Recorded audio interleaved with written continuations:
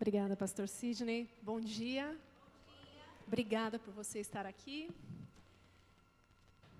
E obrigada por vir mais pertinho também, que assim a gente fica mais próximo. Obrigada. Ora comigo? Vamos orar? Querido Deus, eterno Pai, obrigado, Senhor, pelo Teu amor, por Tua bondade, por esse dia que amanheceu e nós estamos aqui com saúde, com vida. E nós Te agradecemos e pedimos, Senhor, mais uma vez que o Teu Santo Espírito venha ser o nosso professor, nosso mestre, o nosso guia, que nós possamos navegar pela Tua palavra orientados pelo Teu Santo Espírito. Que não fale eu, mas que o Teu Santo Espírito fale. Pedimos, Senhor, em nome de Jesus. Amém. Amém. Queridos, abra sua Bíblia. Trouxe sua Bíblia? Vamos hoje, a primeira palestra vai falar sobre como sair das dívidas. Mas antes de falarmos sobre como sair das dívidas, vamos entender um pouquinho do assunto das dívidas dentro da Bíblia, tá bem? Abra primeiro a sua Bíblia em Levítico capítulo 25. Obrigada. Levítico capítulo 25.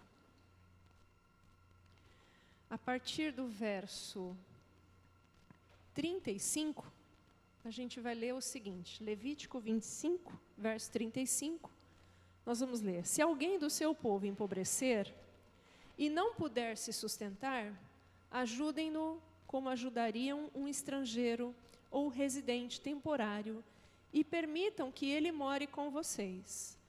Não cobrem juros, nem tenham lucro à custa dele.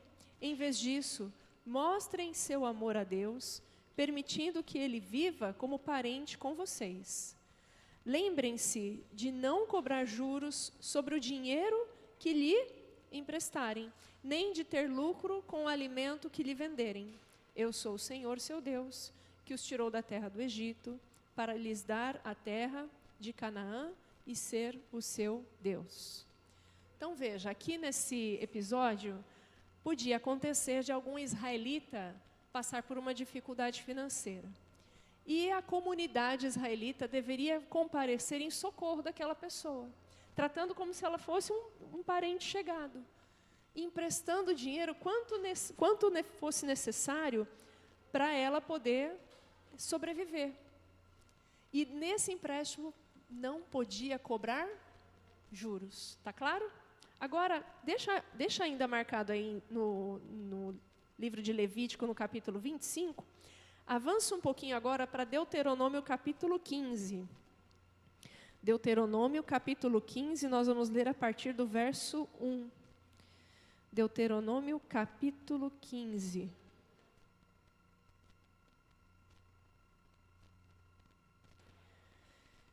Mesmo contexto, tá bem? Só que aqui ele está falando de um ano específico dentro do calendário. Olha só, Deuteronômio capítulo 15, verso 1. Ao final de cada 7 anos, cancelem as dívidas de todos a quem vocês tiverem feito o empréstimo. Oi? Ou pode ser que o israelita perguntasse assim, como é que é, Senhor? Aí o verso 2, Deus deixa bem claro, ó, o cancelamento será feito da seguinte forma: todos cancelarão os empréstimos que fizeram aos irmãos israelitas. É isso mesmo que você ouviu, é para cancelar a dívida. Só que veja, é dos irmãos israelitas, ninguém, e aí ele repete, enfatiza, ninguém exigirá pagamento do seu próximo ou de seus parentes, pois chegou o tempo do Senhor para liberá-los das dívidas.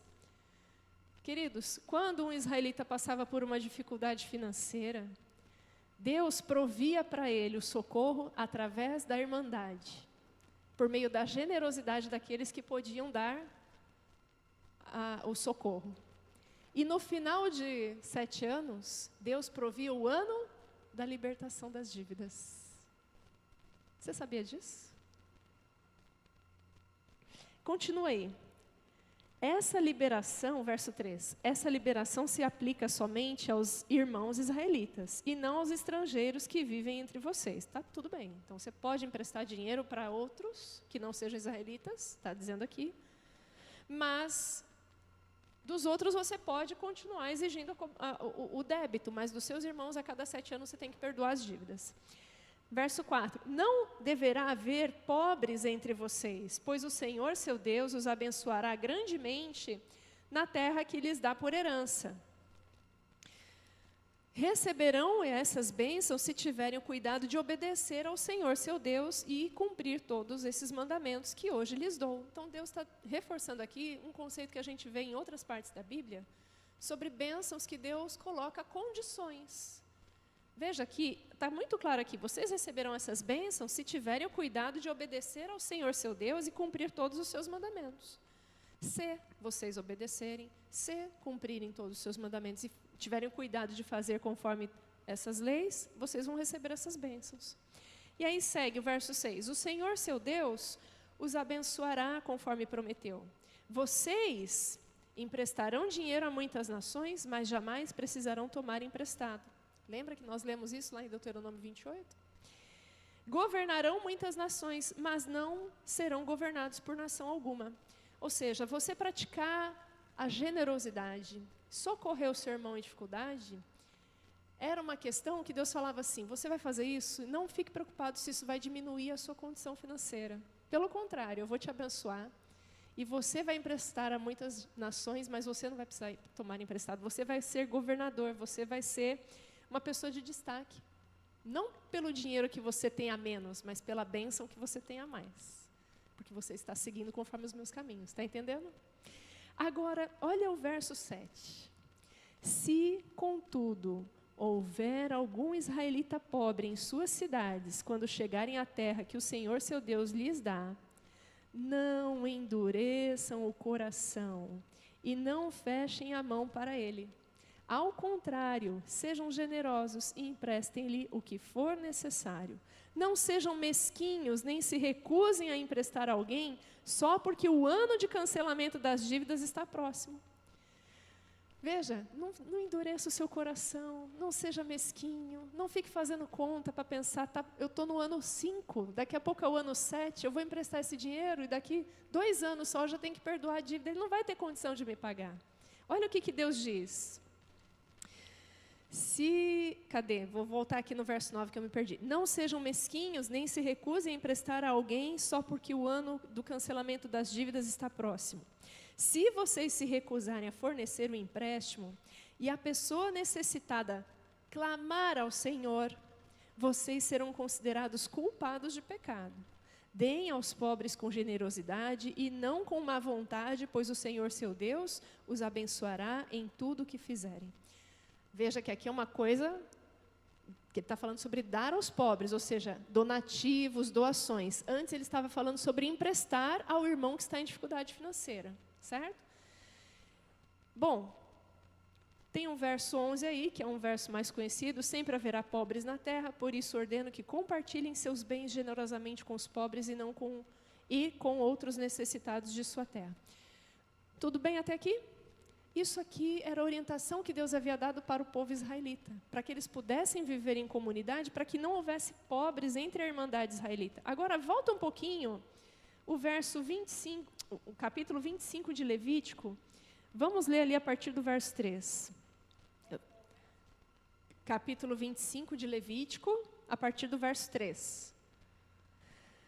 Durante 6 anos, vocês semearão os campos, podarão os vinhedos e farão a colheita. Mas, no 7º ano, a terra terá um ano sabático de descanso absoluto. É o sábado do Senhor.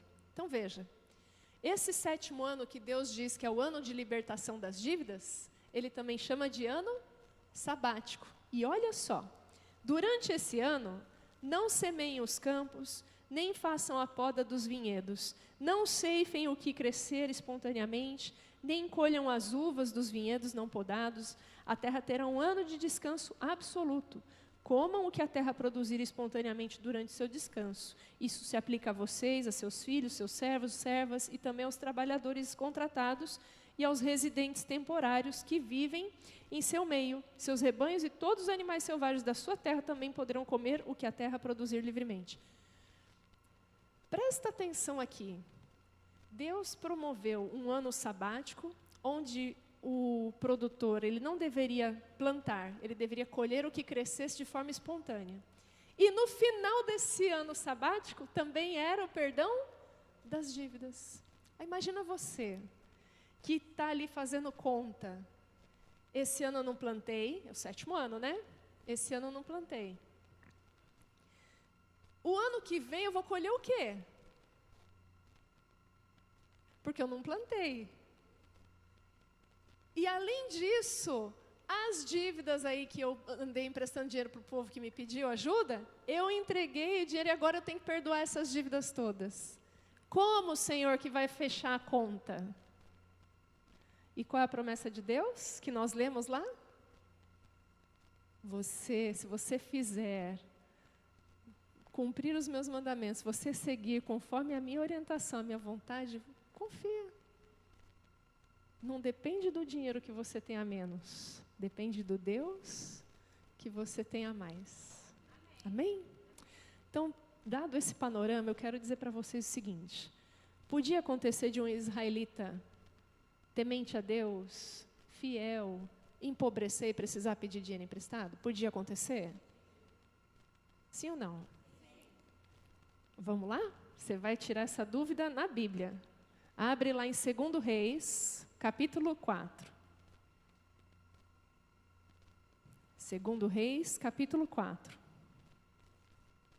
Porque muita gente, às vezes, pode ter esse tipo de pensamento. Não, o crente fiel, o crente que tem fé, ele está sempre emprestando dinheiro para os outros, mas ele não precisa pedir dinheiro emprestado. Vamos ver se isso é bíblico. Abriu a sua Bíblia aí? Eu falei 1 Reis, né? Eu errei, me perdoem. É 2 Reis. 2 Reis? Então, obrigada, pastor. 2 Reis, capítulo 4. Começa a ler comigo aí, a partir do verso 1. Certo dia, a viúva de um dos membros do grupo de profetas foi pedir ajuda a Eliseu. Meu marido, que o servia, morreu, e o Senhor sabe como ele temia o Senhor. Agora veio um credor que ameaça levar meus 2 filhos como escravos. O que está dizendo aí na sua Bíblia? Esse marido, ele era um ímpio? Ele era filho de Belial? Ele era um vagabundo, desocupado, vadio, que ficava na praça, se intrometendo na vida alheia, não trabalhava? O que diz aí na sua Bíblia? Ele era um servo e temente a Deus. Então eu quero que você responda com toda convicção. Um crente fiel, temente a Deus, pode acontecer da vida dele entrar em dificuldade financeira e precisar pedir dinheiro emprestado, sim ou não? Pode. Está claro, irmã? Pode acontecer. Eu falei, se colocar em dificuldades financeiras é opcional, mas passar por dificuldades financeiras é inevitável. Ali na história não diz exatamente o que aconteceu. Eu chego a fazer assim algumas hipóteses, mas eu não consigo testar. Hipóteses, né? Suposições. Por exemplo, se ele morreu, pode ser que ele tenha ficado doente. E talvez nessa enfermidade ele precisou pedir dinheiro emprestado, porque ele se viu sem condições de trabalhar. Pode ser que os filhos eram ainda pequenos e não tinham força para ajudar no sustento da casa, e esse pai se viu na necessidade de pegar dinheiro emprestado. Mas acabou morrendo e deixou a esposa com uma dívida. É uma suposição. Outra situação, pode ter acontecido alguma tragédia. Nós não vimos, infelizmente, alguns anos atrás, aquela tragédia que aconteceu lá no Rio Grande do Sul? Quantas e quantas famílias perderam tudo? Uma tragédia. Então, que fique muito claro, nós vamos agora falar sobre como sair das dívidas. E o ponto de partida que eu quero aqui deixar para cada um de vocês é: não existe julgamento. Se porventura você está endividado ou endividada, eu vou partir aqui do seguinte pressuposto: Deus está te dando uma página em branco, tá bem? Aqui o ponto é aprender como sair da dívida e não entrar mais. Ontem a gente falou sobre como não entrar em dívidas, hoje a gente vai falar sobre como sair das dívidas, tá bem? Então, dado esse panorama, vamos à palestra. Ela não é muito demorada, ela costuma ser mais rapidinha. Nosso chamado é para iluminar o mundo. Como fazer isso se nós estivermos apagados? E aí nós aprendemos também que a Bíblia, ela é lâmpada, ela é luz, Então, nós precisamos ir à Bíblia para entender, inclusive dentro das finanças, o que nós devemos fazer para nós termos uma gestão correta, para nós estarmos sob as bênçãos de Deus. Só que Jesus também disse que o inimigo, ele não quer que a gente produza frutos. No livro O Grande Conflito, no capítulo 28, no finalzinho do capítulo, Ellen White diz que Satanás, ele inventa os mais numerosos esquemas para distrair a nossa cabeça e desviar a nossa mente das coisas celestiais. E entre essas coisas estão as preocupações desta vida, o engano das riquezas e o anseio por outras coisas. E aqui hoje nós vamos falar especificamente das preocupações desta vida no que se refere às dívidas. E a Bíblia deixa muito claro que quem toma emprestado é escravo de quem empresta. Não porque a Bíblia nos proíbe de contrair dívidas. Esse texto não está dizendo que eu e você somos proibidos de contrair dívidas. Nós lemos o contexto de como eram os empréstimos na comunidade israelita e nós vimos que sim, havia situações em que a pessoa podia entrar numa situação de dificuldade financeira e necessitar recorrer a um empréstimo. Ela não era menos crente por recorrer a um empréstimo. Está claro isso para vocês? Mas a Bíblia também nos deixa claro que quem toma emprestado é escravo. Então, se tem uma pessoa no universo interessada em nos enredar com dívidas, quem é? Satanás. O inimigo. Deus, por outro lado, quer nos ver como? Emprestando a muitas nações, mas não precisando tomar emprestado. Certo? Bom, nós não deveríamos nos acostumar com a ideia de conviver com dívidas. É claro, Camila, eu estou nessa situação, né? Vou usar uma conversa que a gente teve ontem. Tenho um negócio, vou fazer um empreendimento, estou pensando aqui em tomar um empréstimo, mas esse empréstimo vai ser pago pelo próprio faturamento que vai aumentar em função desse negócio, que eu vou poder melhorar com essa nova máquina, esse novo galpão, essa melhoria no atendimento para o cliente. Isso é uma situação. O que eu estou falando ali, é não nos acostumarmos a conviver com dívidas quando fui numa loja, não posso comprar à vista, me ofereceram parcelado, cabe no meu orçamento, vou lá, faço uma compra parcelada. Fui no celular, vi lá uma propaganda, o parcela cabe no meu orçamento, vou lá, faço outra compra parcelada. E vai de parcelamento em parcelamento, vai somando dívida em cima de dívida. E a gente acha isso normal. Vocês percebem que a gente ultimamente tem conversado nesse nível? Ontem eu estava indo ao banheiro e me comentaram comigo que a amiga investe em guarda-roupa. O dinheiro dela está todo em vestidos. Dentro do guarda-roupa. Eu achei engraçado, falei, vou incorporar na minha palestra. O meu dinheiro está todo investido, tudo no guarda-roupa. Eu achei muito engraçado, mas a gente ri, mas por quê? Porque a gente está acostumado a conviver com dívidas. Não é? É verdade. Qual é o valor da parcela? Vamos viajar. Tem até meme, né, que o pessoal fala... Estou voltando da viagem, nem estou lembrando das 12 parcelas de tantos reais que eu tenho que agora pagar a viagem que eu curti por 7 dias. Vou ficar pagando 12 parcelas de uma viagem que durou 5, 7 dias. A gente se acostuma a conviver com dívidas. É nesse ponto que eu quero trazer a reflexão. É claro, mesmo aquele caso do empresário que vai fazer um investimento e aí financia uma parte desse investimento que tem uma linha de crédito com uma taxa mais barata e tal... Mesmo essa dívida, a gente tem que lembrar do texto bíblico que diz o quê? Quem toma emprestado é escravo. Então, está bem, você estudou bem, você sentou, calculou, viu se o dinheiro dá, planejou, viu que aquilo ali é um bom investimento, mesmo que seja com dívida. Ok, mas lembra que quem toma emprestado é escravo, então se livra dessa dívida o quanto antes.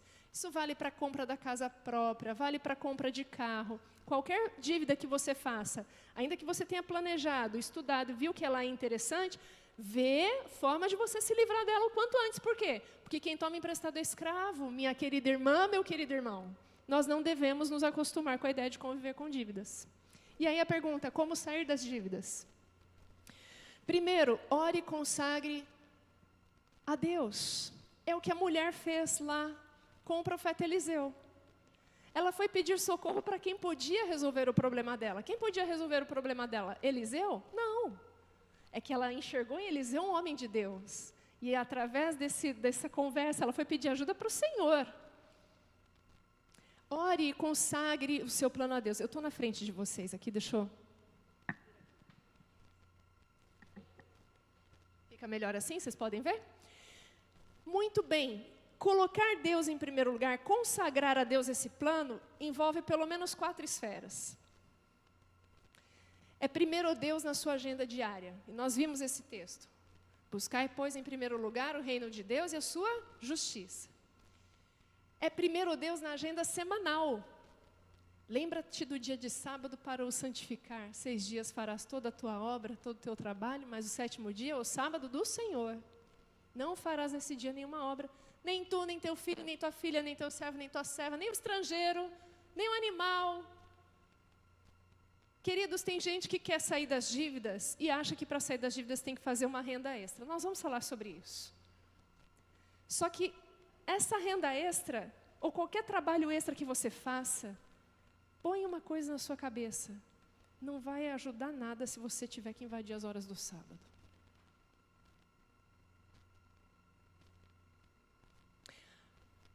Lembra do que nós lemos lá no texto bíblico? Confia no Senhor. A bênção, Deus prometeu, mas ela está reservada aos seus filhos obedientes.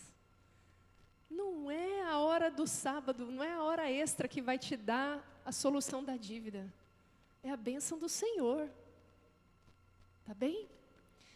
Terceiro, primeiro Deus nas prioridades financeiras. Nós lemos esse texto, honra o Senhor com teus bens e com as primícias de toda a tua renda. Então, da mesma forma como nós não devemos tocar nas horas do sábado, nós não devemos tocar no percentual do dízimo e na oferta.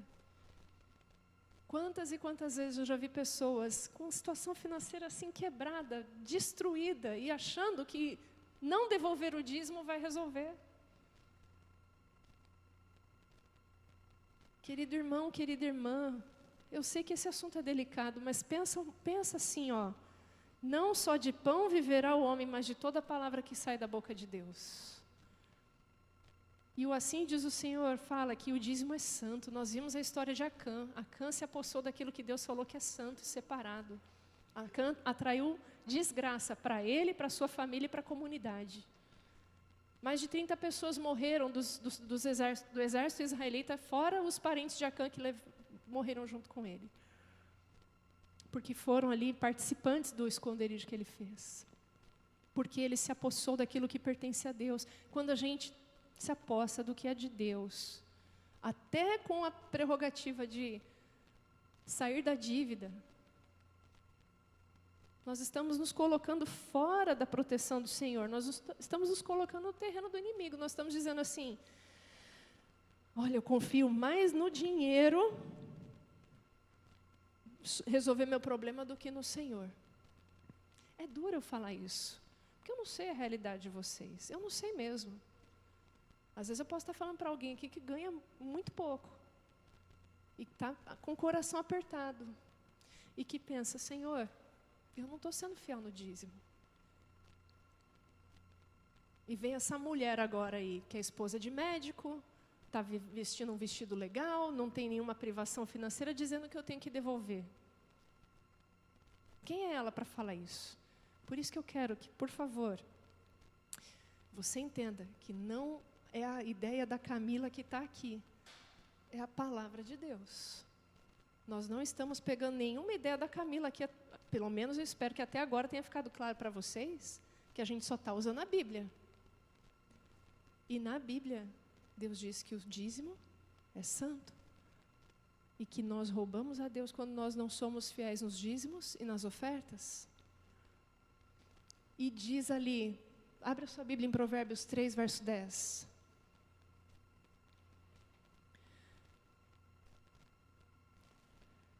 Abra sua Bíblia em Provérbios, capítulo 3.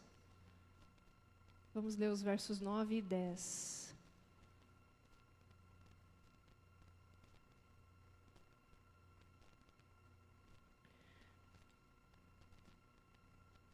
3, verso 9 e 10. Honre o Senhor com os teus bens e com as primícias de toda a tua renda. Na minha Bíblia aqui diz, né? Honre o Senhor com suas riquezas e com a melhor parte de tudo que produzir. E o verso 10. Então seus celeiros se encherão de cereais e seus tonéis transbordarão de vinho. Sabe? Separar a parte que é do Senhor e devolver com fidelidade pode nos fazer pensar que nós vamos ficar com menos. Mas a partir dessa ação de fidelidade, de obediência e de gratidão, Deus promete que nós vamos ficar com mais.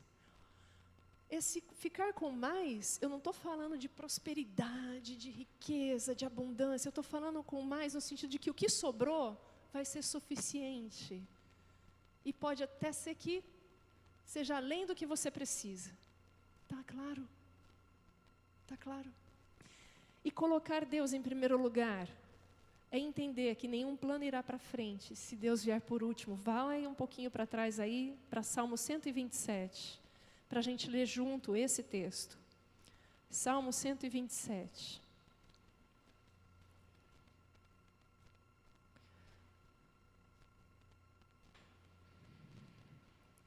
A partir do verso 1. Se o Senhor não constrói a casa, o trabalho dos construtores é vão. Se o Senhor não protege a cidade, de nada adianta guardá-la com as sentinelas. É inútil trabalhar tanto, desde a madrugada até a tarde da noite, e se preocupar em conseguir o alimento, pois Deus cuida dos seus amados enquanto dormem. Você vê aqui o verso 3 dizendo claramente, você pode sair para correr atrás de ganhar dinheiro para você pagar suas dívidas, mas se Deus não estiver abençoando, conduzindo a sua vida, vai ser inútil. Todo esse esforço, inútil acordar cedo, dormir tarde, trabalhar tanto, com tanto esforço, não vai para frente se Deus não estiver abençoando. E como que a gente coloca Deus em primeiro lugar? Vamos recapitular? Na agenda diária, na agenda semanal e nas prioridades financeiras. Bom, depois, segundo passo, identifique e conserte o problema. Está vendo ali aqueles baldes no chão? Experiência pessoal. Minha mãe era costureira. Aliás, vocês cantaram aqui aquele que era o hino preferido da minha mãe, Bem Junto a Cristo. No salão da minha mãe, tinha laje só, não tinha telhado. Quando chovia, a água penetrava pela laje e começava a goteira. E a gente colocava baldes no chão, para a água não esparramar no chão, ficava ali concentrando no balde. Só que pôr o balde no chão não resolvia o problema da goteira, só reduzia um pouquinho ali o desconforto, mas ficava ali, gotejando. Só resolveu o problema da goteira quando? Quando colocou o telhado. Minha mãe juntou um dinheiro e conseguiu fazer o telhado. Isso vale também para a nossa situação de dívida. Quando a gente está numa situação de dívida, a gente tem que ver o que foi que deu origem àquela dívida. Claro, pode ter sido uma tragédia, pode ter sido uma situação de doença, mas para a maioria dos casos, geralmente, essa situação de dívida ela foi produto de algum comportamento, algum hábito, alguma prática que te colocou naquela situação. Por exemplo, gastar além do que ganha, ter um padrão de vida incompatível com a renda. E aí eu tenho que consertar a goteira. No caso das finanças cortar gastos não essenciais, reduzir o padrão de vida para que eu consiga fazê-lo caber dentro do orçamento, vender o que for possível. Faz alguma renda aí com alguma coisa que está parada em casa, que pode ter algum valor, vende. Tenta fazer um dinheiro em cima disso. Por último, fazer uma renda extra. Por que por último? Porque primeiro você tem que se condicionar a viver dentro daquilo que você ganha. Mas tem situações que realmente acontecem. Minha vida mudou de configuração. Descobri, agora tem um diagnóstico de uma doença que eu preciso comprar um remédio que custa R$500 por mês. Até o mês passado eu não tinha isso daí. Agora eu tenho que acomodar R$500, não tem opção de reduzir.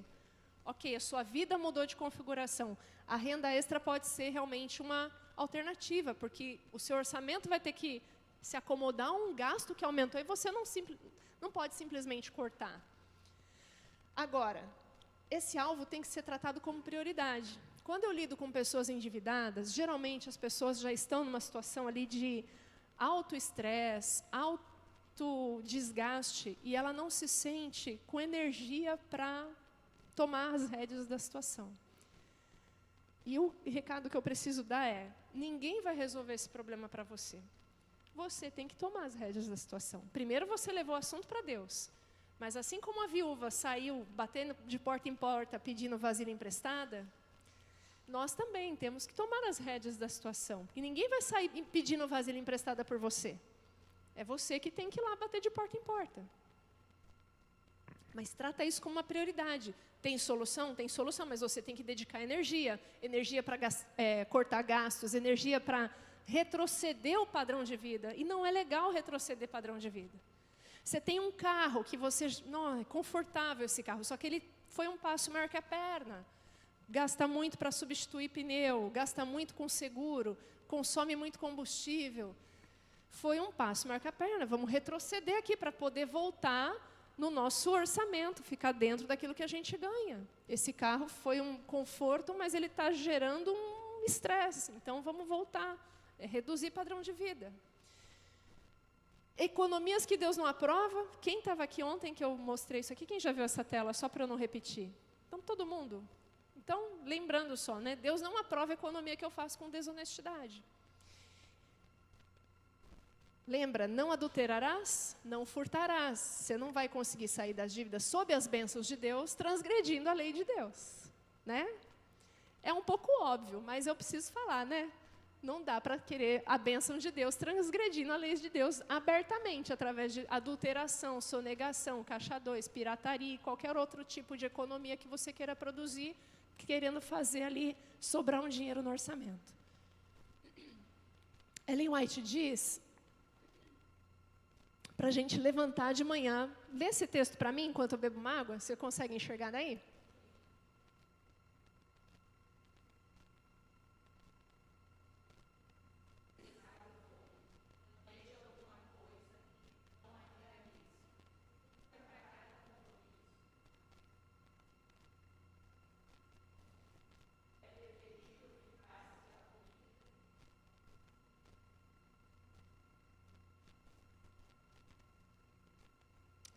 Entendeu? Se for preciso, viva pão e água. Priva o seu sono. A menos que você esteja doente, não possa sair da cama, planeja alguma coisa e executa. Mas paga aquilo que você deve. Entenda que isso é um desconforto? Sim, mas é um desconforto passageiro. Uma vez que você sai da dívida, você está livre. Agora, ficar nesse rame-rame, né? Patinando e não sai da dívida, por quê? Porque você planeja, mas não executa, não quer cortar gasto, não quer encarar de frente, não quer bater de porta em porta pedindo vasilha emprestada para as vizinhas, aí realmente fica uma situação que não vai se resolver. Terceiro, conheça as suas dívidas. Né? Para quem que eu devo? Quanto que eu devo? Qual é a taxa de juros? Qual é a situação? Está em dia? Está em atraso? Quais são os direitos e obrigações das partes? Tem muita gente que começa a acumular dívida atrás de dívida. Obrigada, querida. E vive como se aquelas dívidas não existissem. Isso muitas vezes é produto de uma questão emocional. Está faltando autoestima, está faltando reconhecimento, está faltando bem-estar em alguma área da vida e, às vezes, a pessoa acaba indo para o consumismo como válvula de escape, de recompensa, e como não dá para consumir tudo que a gente quer, a pessoa acaba indo para os parcelamentos, né, para as parcelinhas, e aquilo ali vai se acumulando, se amontoando, cartão de crédito, depois já não consegue pagar o cartão de crédito, aí entra no cheque especial para pagar o cartão de crédito, aí dali a pouco vira o cheque especial, e aí faz um empréstimo para empacotar todas as dívidas e paga. Vai pagando empréstimo, mas aí liberou o limite no cartão, começa a comprar no cartão de novo, e aí entra no cheque especial, aí faz uma outra renegociação de dívida, e quando vê, está devendo.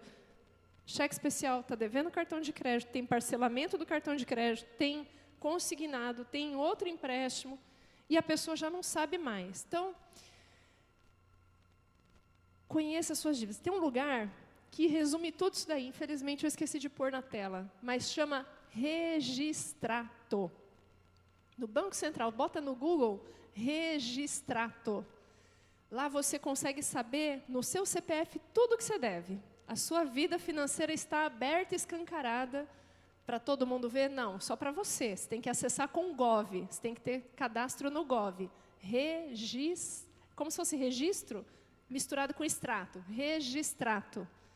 Você tem que ter acesso pelo Gov e você acessa, através do Banco Central, todas as dívidas que você tem, em tudo que é instituição. Cheque especial, cartão de crédito, empréstimo, está tudo lá.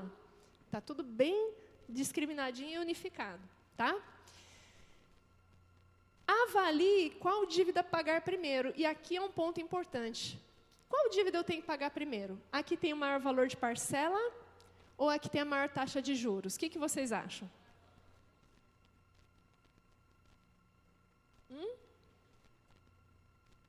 Seria muito fácil escolher se a conta dependesse só dessas duas opções, né?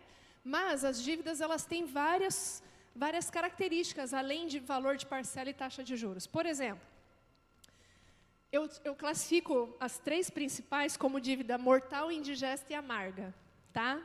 O que é a dívida mortal? É a dívida que está em atraso. Pode ser qualquer valor. Está em atraso? É essa que você tem que priorizar. Né? Porque você está devendo para alguém e você não está honrando o seu compromisso, está em atraso. Essa é a dívida que você tem que priorizar.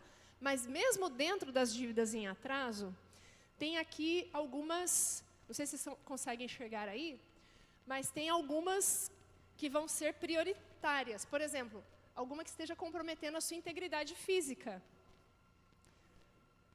Você está devendo para a agiota. E ele já falou, olha, se você não me pagar até tal data, eu vou chamar o meu comparsa aqui para ir cobrar. Acontece. Aliás, um amigo compartilhou comigo o caso de um rapaz que mandou uma dúvida para um advogado. Perguntando, olha, eu tenho uma casa alugada e o inquilino não está pagando aluguel. Não, está pagando aluguel, mas ele não quer sair da casa. E eu não tenho contrato.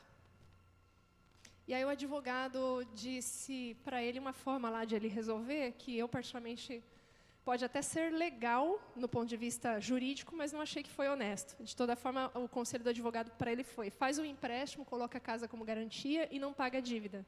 Aí o banco vai lá e vai mover a ordem de despejo contra o... Você perdeu a casa, mas também ele vai ter que sair da casa e você embolsa o dinheiro do empréstimo. Eu não sei se isso de fato é honesto. Pode até ser juridicamente possível, mas não achei legal. Não é o mérito aqui, mas nos comentários, nessas horas, eu gosto de ler os comentários, né? E nos comentários apareceu um monte de gente falando, aciona o artigo 38. Entendeu? Aciona o artigo 38. Resolve rapidinho. Dívida mortal. Gente, o que teve de comentário falando isso,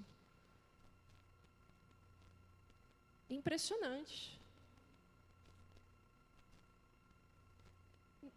Eu não vou entrar no mérito, até porque eu não sou da área jurídica. É que me chamou a atenção o comentário.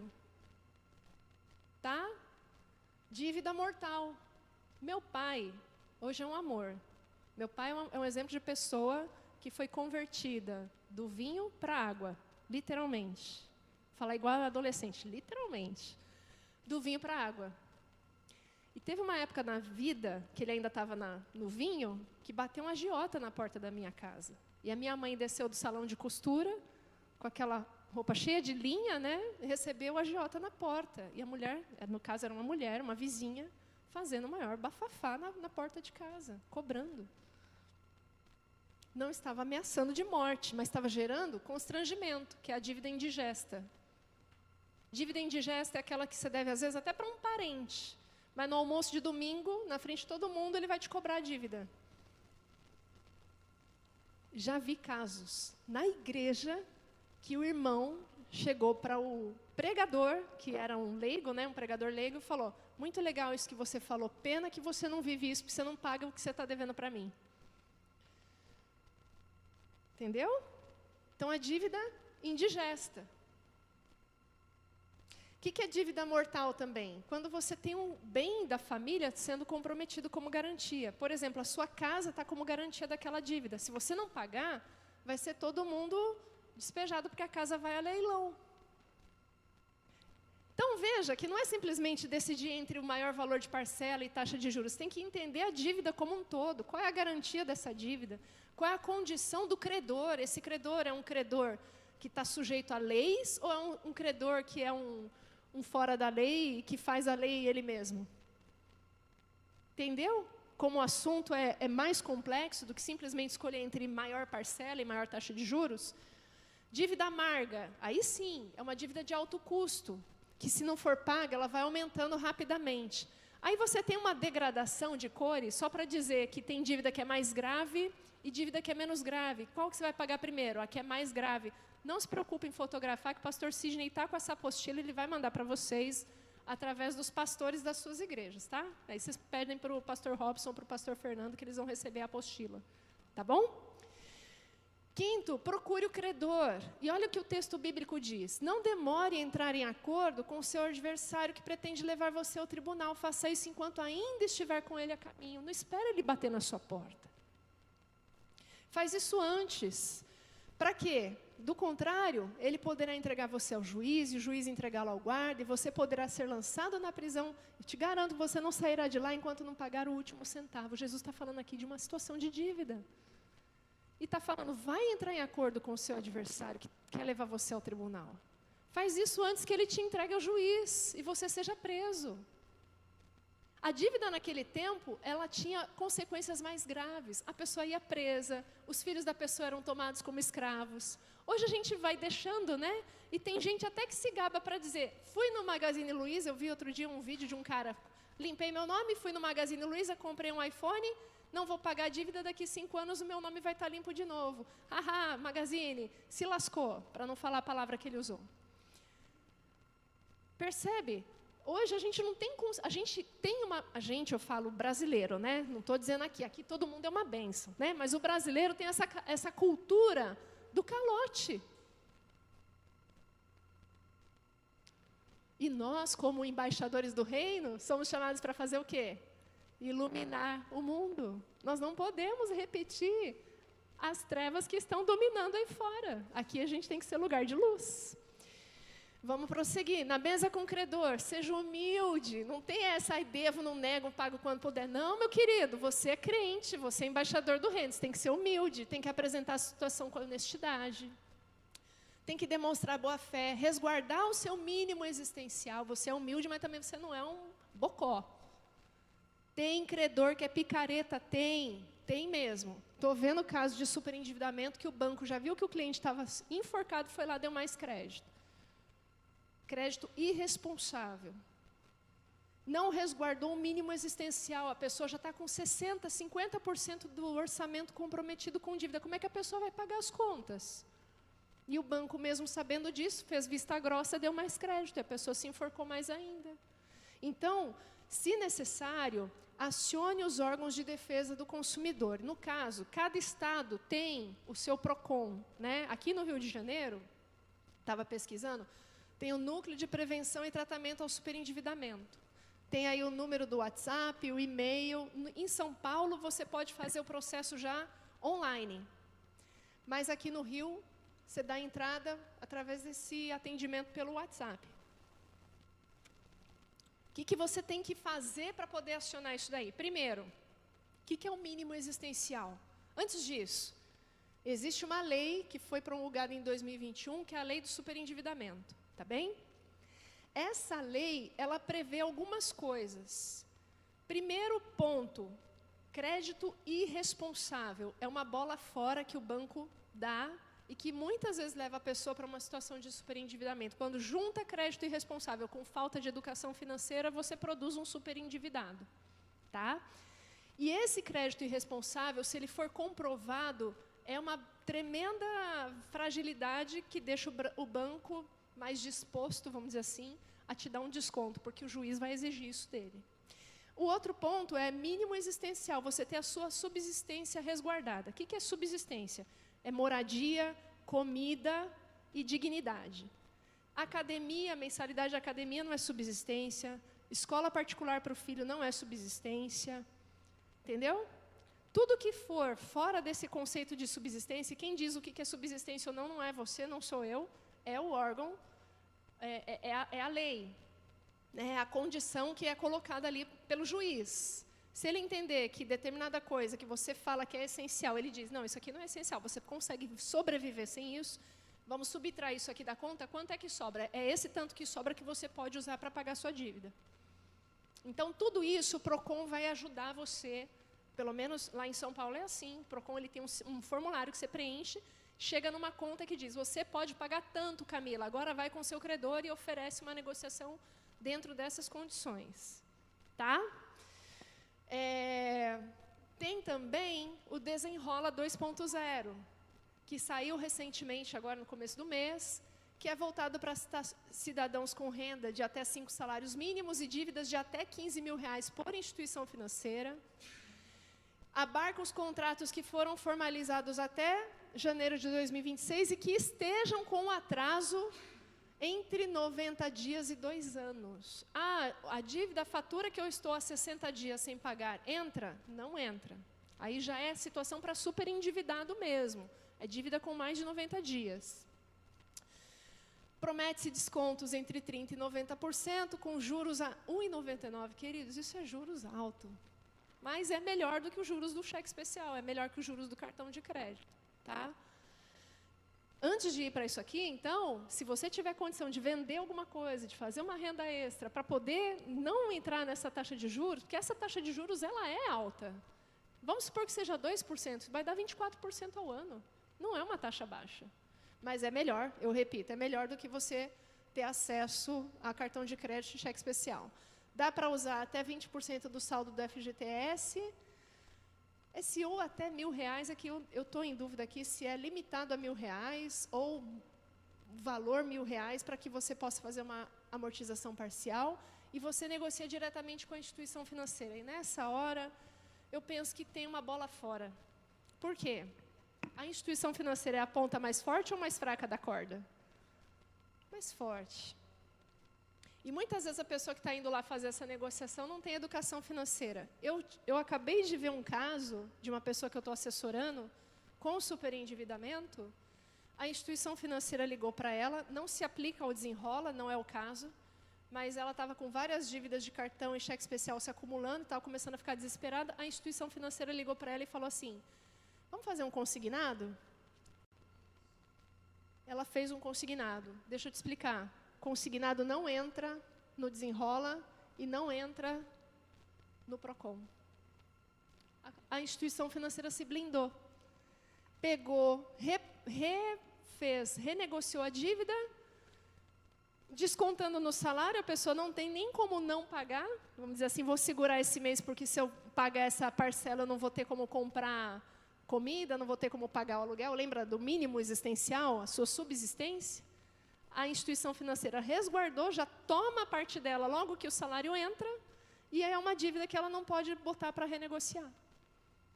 Então, toda vez que vier uma instituição financeira cobrando, propondo qualquer coisa, segue o princípio lá de Lucas 14, 28. Primeiro senta, calcula quanto que vai custar para ver se o dinheiro dá. Esse princípio vale para tudo, inclusive para renegociação de dívida. Não toma nenhuma decisão na pressão. E, por fim, pague a dívida. Né? Olha o que está escrito em Salmo 37, 21. Lê comigo. O ímpio pede emprestado e não paga.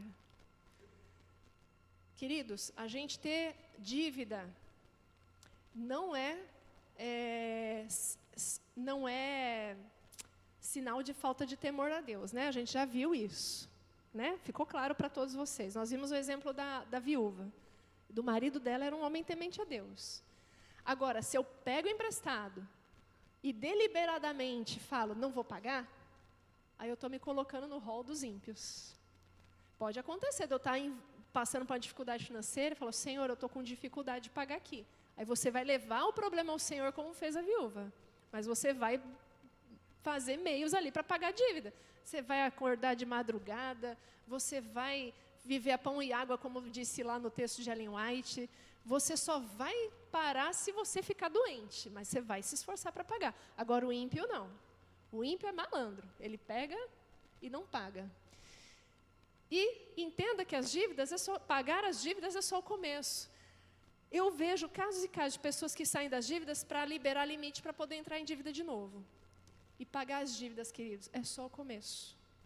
É só o primeiro passo. Vai, vende o azeite, paga a tua dívida e tu e teus filhos vivei do resto. O que isso significa? Viúva, que bom, você resolveu o seu problema. Agora, o que sobrou de toda essa construção que você fez pela graça de Deus, vive do resto. Administra suas finanças para que esse dinheiro possa render e te sustentar. Você e seus filhos. Tem uma dúvida, irmã?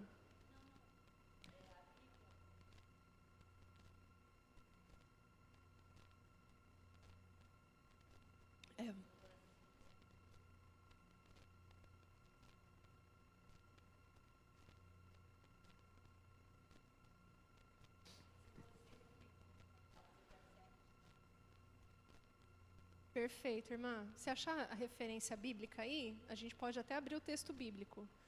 Procura para mim aí, alguém que tiver um buscador. Pode ser Provérbios 17, verso 18. Ou o 11, verso 15.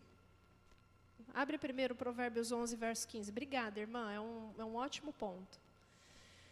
Você pedir emprestado é uma coisa, você se tornar fiador é outra coisa. Provérbios 11, verso 15.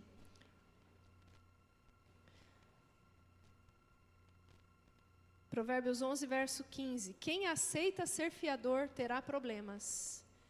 Quem evita esse compromisso está seguro. O que é você ser fiador? A pessoa tomou uma dívida e você é o garantidor daquela dívida. Se ela não pagar, você paga no lugar dela. A Bíblia não aconselha isso de jeito nenhum. Se for o caso da pessoa estar em dificuldade, você vai lá, você empresta dinheiro para a pessoa. Se você quiser seguir o conselho bíblico, você vai, até se for um irmão, algum parente chegado, você pode até emprestar sem juros. Se você sentir que aquela pessoa realmente está precisando, você pode até dar dinheiro para ela, mas não seja fiador. Certo? Claro? Queridos, onde que foi? Voltou? Uai, saiu a tela. Então eu acho que acabou. Não, faltou uma última tela aí. Deixa eu voltar. Tem como você pôr na última para mim, por favor? Então, queridos, pagar a dívida é só o começo. Pagar a dívida é só o começo. Camila, a gente viu bastante orientação sobre como sair da dívida, mas eu vejo que a minha situação ela está precisando de um milagre. Pode ser um pensamento que passe aí pela sua cabeça. Ou que você esteja pensando sobre alguém que você conhece que está precisando sair das dívidas. E aí, eu quero deixar contigo esse texto de que o nosso chamado é para iluminar o mundo. Isso não é para ser um peso nas suas costas. Até essa situação de dívida, de aperto, ela pode ser uma forma de Deus, através do seu testemunho no futuro, iluminar o mundo. Porque você, nesse momento, aprendeu que você pode levar ao Senhor todas as suas preocupações e saber que Ele está cuidando, né? E Jesus falou, não só de pão viverá o homem. Se Deus disser que você vai sair, pode ser um milagre necessário, Ele vai prover. Quando você for com o credor negociar, pensa assim, Senhor, leve à frente, ore, leve à frente os teus anjos, Pai. Será que aquela viúva tinha noção de quanto o azeite ia sair da botija? Mas Deus proveu o suficiente. Vamos orar? Querido Deus, nós queremos, Senhor, viver para iluminar o mundo conforme o chamado que o Senhor nos deu. Mas, Pai, nós queremos fazer isso de forma que te agrade. Senhor, muitas vezes o inimigo coloca espinhos ao nosso redor e nós ficamos desesperados, sem norte. E aqui na Tua palavra nós vimos tantas orientações, Pai. Nos ajude a viver pela fé, nos ajude a nos apoderarmos das Tuas promessas, sem presunção, Senhor, mas com fé, crendo que o Senhor deseja que nós vivamos uma vida de liberdade, crendo que o Senhor tem o poder para operar os milagres que forem necessários. Então nós te rogamos, Senhor, eu não sei a realidade de cada um aqui, mas o Senhor sabe onde cada um precisa de um milagre. E nesse momento, Senhor, nós te pedimos que nos ajude a confiar que vai sair azeite da nossa botija, porque o Senhor proverá, e não porque a gente está arranjando meios de conseguir, mas porque o Senhor pode prover tudo aquilo que nós precisamos. E em Cristo Jesus, o Senhor pode nos satisfazer de cada uma das nossas necessidades. Nós te rogamos neste momento, teu milagre, Pai. Em nome de Jesus. Amém. Amém. Cada vez que eu ouço a Camila, ela traz algo novo.